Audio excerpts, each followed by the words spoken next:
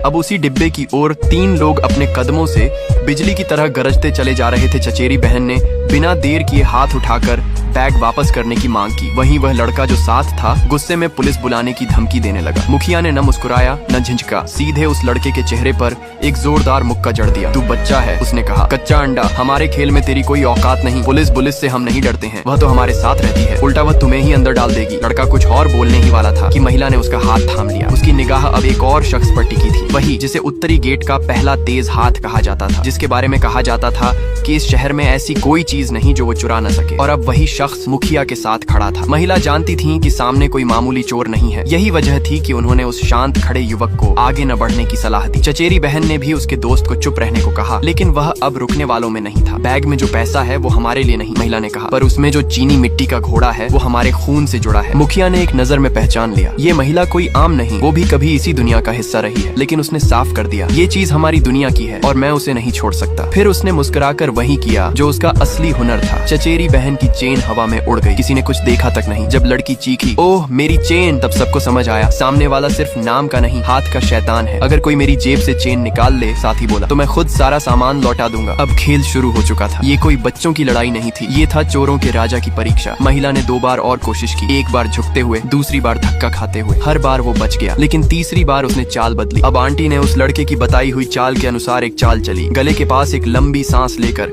उसने झुकाव का एंगल ऐसा बदला कि चैन उसकी हथेली में आ गई। गुंडा एकदम दंग रह गया। गुंडे ने अब हद पार कर दी थी। उसने जेब से ब्लेड निकाली और झटके से आंटी के कपड़े का किनारा चीर डाला, फिर गले से चैन वापस छीन ली। उसके चेहरे पर घिन और धमकी का अजीब मिला जुला भाव था। वो झुककर फुसफुसाया, अगर अगली बार चालाकी की ना, ये ब्लेड कपड़ों पर नहीं, सीधे तेरे जिस्म पर चलेगी। फिर कुछ पल चुप रहा और फिर ठंडे लहजे में बोला, अब घुटनों के बल गिर जा, माफी मांग, वरना मैं तुझे ऐसे मिट्टी में मिलाऊंगा कि कोई पहचान भी ना पाए। डिब्बे में सन्नाटा था, सिर्फ सांसों की हलचल थी। लड़का ये सब देख रहा था। उसकी मुट्ठियां अब धीरे धीरे भींचने लगी थी। जैसे ही गुंडे ने ब्लेड से वार करने का अंदाज दिखाया, लड़के की आंखों में अतीत की जली हुई परतें जाग उठी। वही चाल, वही कट, वही तरीका। ये कोई नया नहीं था। उसका दिल एक पल को कांप गया, लेकिन अगले ही पल खून उबाल मारने लगा। ये वही था, हाँ वही दरिंदा जिसने सालों पहले उसके माँ बाप से पैसे लूटे थे और उनकी मौत की असली वजह बना था। लड़का जिसे इतने सालों से ढूंढ रहा था, वो आज उसकी आंखों के सामने खड़ा था, किसी और की गरिमा लूटता हुआ। लेकिन अब वह बच्चा नहीं था, अब वह अपना बदला खुद लिखने आया था। जैसे ही बेबस आंटी घुटनों पर गिरने ही वाली थी, लड़का आगे बढ़ा और उन्हें थाम लिया। उसकी आंखों में आग थी